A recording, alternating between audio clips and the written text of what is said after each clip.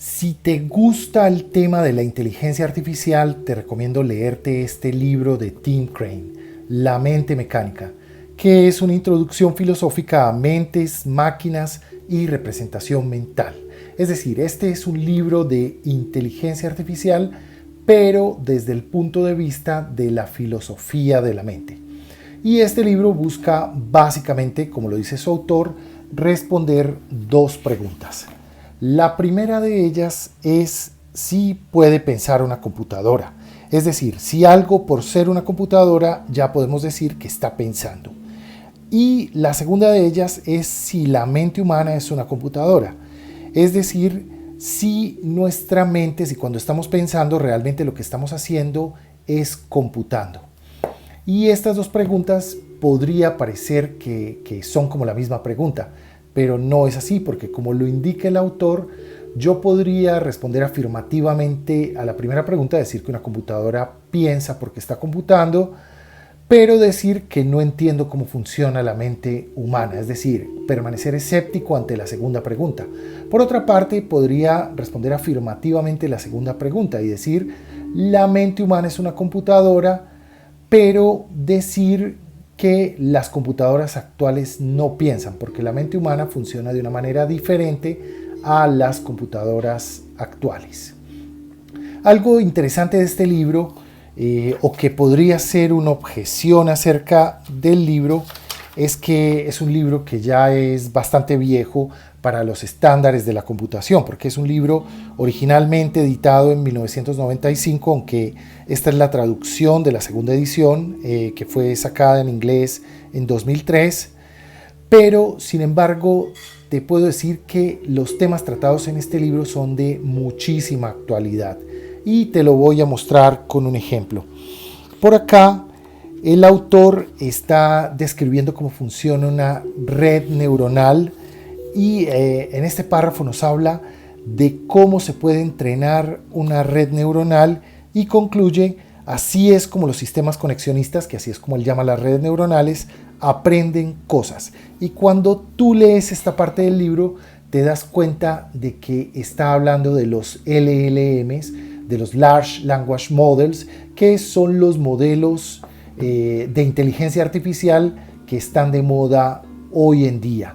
Es decir, aquí te puedes dar cuenta de que las ideas bajo las cuales se está desarrollando la inteligencia artificial ya existían hace años. Lo que no se tenía era el poder de cómputo necesario para llevarlas a cabo y solo recientemente se alcanzó ese poder de cómputo, pero sin embargo el mecanismo de funcionamiento ya estaba pensado desde antes. Bueno, entonces ahora vamos a ver más en detalle cuáles son los temas que toca este libro. Este libro consta de 6 capítulos más o menos extensos. En el primer y en el segundo capítulo, llamados El rompecabezas de la representación y cómo entender a los pensadores y sus pensamientos, el autor trata de explicarnos qué es pensar y qué es la mente, es decir, qué son los pensamientos y qué es la mente. En el tercer capítulo, el autor trata de explicarnos qué es una computadora. Y habiendo llegado a este punto, ya en el cuarto y quinto capítulo, el autor trata de responder las preguntas que se plantea. En el quinto capítulo trata de responder la primera pregunta, y es aquella de si una computadora piensa. Y en el quinto capítulo, el cuarto se llama Los mecanismos del pensamiento, y en el quinto capítulo, que se llama Explicando la representación mental, el autor trata de responder la segunda pregunta, y es si la mente es una computadora. Finalmente, tiene un sexto capítulo que antes era como un apéndice del libro, pero en la segunda edición lo convirtió en un capítulo y se llama La conciencia y la mente mecánica. Y en este punto el autor lo que trata de hablar un poco, porque realmente no es una solución definitiva, pero trata de hablar un poco acerca del llamado problema mente-cerebro. Es decir, si la mente se reduce al cerebro, si todo lo que hay que decir de la mente son los procesos físicos que se dan en el cerebro, o si por otra parte no, si la mente tiene procesos que no se pueden reducir a la función del cerebro. Entonces este básicamente es el contenido. Ahora a continuación, pero sin tratar de dar mucha profundidad, porque me gustaría más que leyeras el libro y sacaras tus propias conclusiones, voy a tratar de exponerte algunas de las ideas centrales que se tratan en él. Bueno, el punto principal que quisiera resaltar acerca de este libro es que me parece que este libro deja un poco de espacio a la ambigüedad. Es decir, el libro no llega a una conclusión fuerte acerca de las preguntas que está planteando, sino que más bien las deja abiertas. Y esto se puede notar en que el libro tiene como dos conclusiones y las dos conclusiones se contradicen entre ellas. Entonces, bueno, para explicarlas, primero quiero decirte cómo define el libro la mente y el pensamiento. En cuanto a la mente, es muy simple. El libro no define la mente y el autor se contenta con decir que la mente es como uno de estos conceptos primitivos que es tan general que es difícil de definir. Y más bien podríamos decir que si vemos una mente la reconoceremos, pero no sabemos cómo definirla.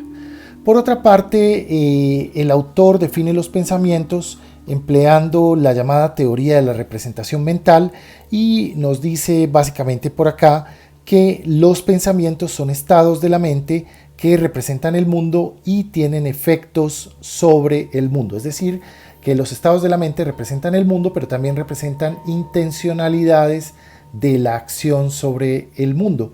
Y de ahí nos lleva al argumento central a favor de la teoría mecánica de la mente, que está por acá y que dice básicamente lo siguiente.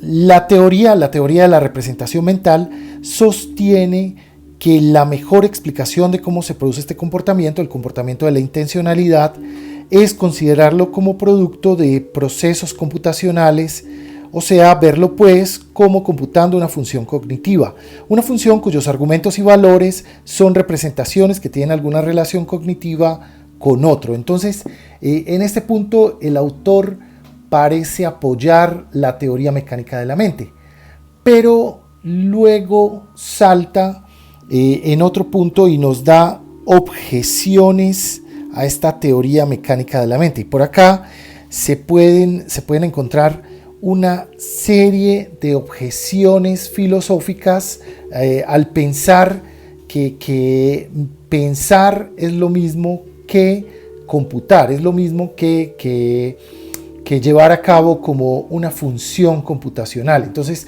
no voy a describir las objeciones, él presenta tres, una de ellas solo la enuncia, las otras dos las explica más a fondo, que una de ellas dice que las computadoras no pueden pensar porque están sometidas a reglas y el pensamiento tiene que tener la capacidad de saltarse las reglas, y la otra que las computadoras no pueden pensar porque ellas entienden los conceptos desde el punto de vista sintáctico o formal, pero no desde el punto de vista semántico, o sea, desde el significado. Pero bueno, si quieres profundizar en esto tendrías que leer porque es más de lo que te estoy diciendo acá. Bueno, pero por otra parte también él encuentra una problemática al modelo mecánico de la mente, y está en lo que hemos llamado el problema de la mente y el cerebro. Por acá, por ejemplo, muy temprano en el libro nos dice: dos clases de fenómenos sobresalen como obstáculos al punto de vista mecánico de la mente. Uno, el fenómeno de la conciencia, y dos, el fenómeno del pensamiento. Del fenómeno del pensamiento es de lo que ya hablamos, de donde él parece tener una visión más positiva de la concepción mecánica de la mente, pero queda el fenómeno de la conciencia, que es más complejo. Y ya hacia los últimos capítulos nos habla de ciertos procesos mentales que no corresponden a una representación mental, que se conocen con el nombre de qualia. y al exponer los qualia nos explica toda la problemática, aunque el autor es muy equilibrado porque siempre nos presenta filósofos que tienen objeciones, pero filósofos que están a favor de cada concepto. Al final, como les decía, hay una segunda conclusión que parece ser contraria a la primera, porque el autor nos dice, quizá la lección propiamente hablando sea que debemos intentar contentarnos con un entendimiento de los conceptos mentales, representación, intencionalidad, pensamiento y conciencia, que se ocupa de ellos en sus propios términos y no trata de dar explicaciones reductivas de ellos en términos de otras ciencias. Es decir, aquí directamente está atacando a la teoría mecánica o mecanicista de la mente que la reduce al cerebro. En fin, es un libro muy interesante y te recomiendo mucho leerlo. Para quienes no están acostumbrados a leer libros de filosofía puede ser un poco pesado porque las argumentaciones son largas. Yo incluso lo leía más que todo en las noches y a veces, que no estaba muy despierto por cierto, me perdía en los argumentos y tenía que releer y releer las cosas para poderlas entender, pero sin embargo una vez se logra entender los conceptos me parece un libro muy interesante y además, como te decía al principio, muy actual para todo lo que está sucediendo hoy en día. Entonces te lo recomiendo, La mente mecánica de Tim Crane. Hasta la próxima.